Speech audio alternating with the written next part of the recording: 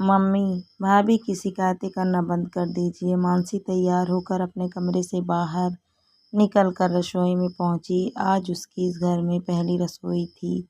वो खुश भी बहुत थी और डर भी बहुत रही थी। अरे मानसी बेटा, तुम तैयार होकर आ गई? सुगंधा भी रसोई में आती हुई बोली। जी मम्मी जी। फिर तो आज पहली रसोई में तुम क्या बनाओगी? मम्मी जी, जो आप कहिए। ऐसा करो तो फिर खीर और गुलगुले बना लो। बना तो लेती हूँ ना?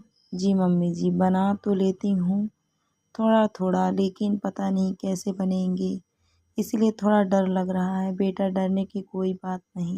अगर ना बना सको तो मैं तुम्हारे पास यहीं खड़ी हूँ, बताती रहूँगी। जी मम्मी जी। बेटा, बेटियाँ एक घर को छोड़कर एकदम से दूसरे घर में आ जाती हैं।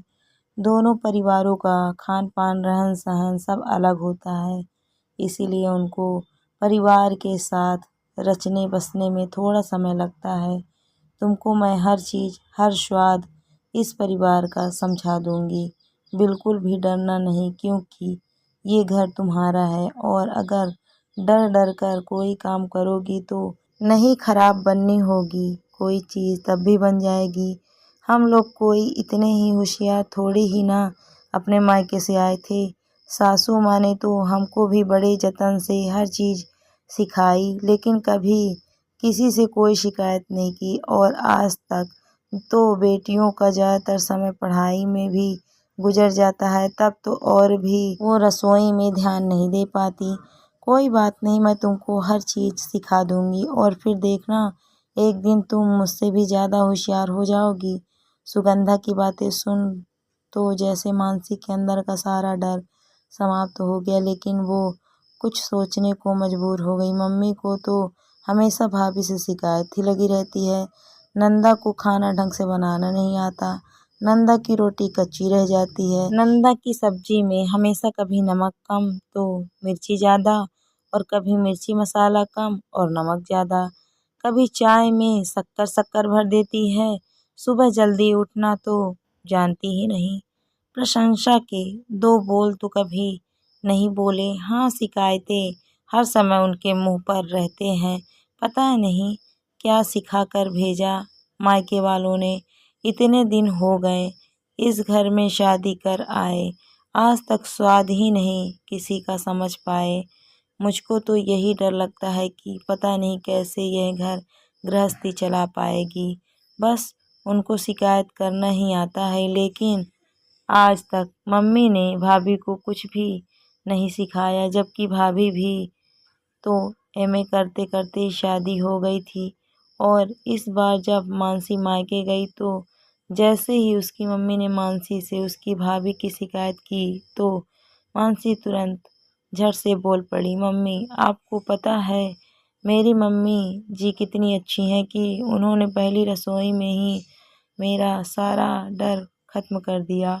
हर चीज़ वो रसोई में मेरे साथ खड़े होकर बड़े प्यार से सिखाती हैं। वो तो ये भी कहती हैं कि बेटियां जिस परिवार में अब तक रहीं, एकदम से वहाँ के स्वाद को कैसे भूल सकते हैं। धीरे धीरे ही वो इस परिवार के खान पान और रहन सहन को समझ पाएंगी। लेकिन मुझको तो एक दिन ऐसा याद नहीं जब आपने भाभी को अच्छे से सिखाया हो। जिस दिन से भाभी शादी करके आई, आपने रसोई से अपनी इतिश्री कर ली और ऊपर से उनकी शिकायतें पापा, भैया और मुझसे करती रहीं।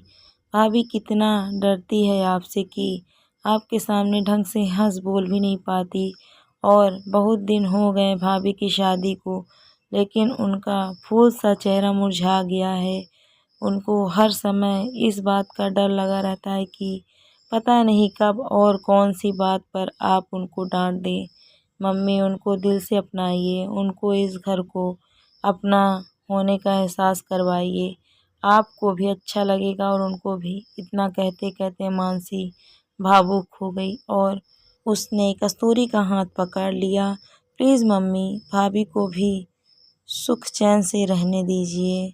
सही कह रही हो तुम।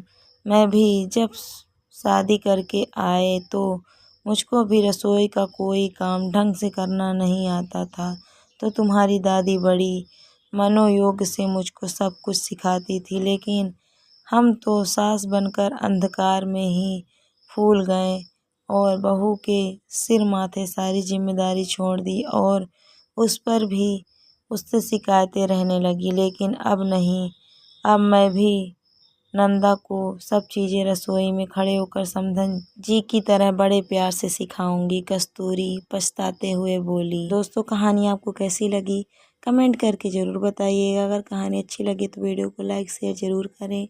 अगर आप मेरे चैनल पर नए हैं तो प्लीज़ मेरे चैनल को ज्वाइन भी करें। Thank you for watching my video.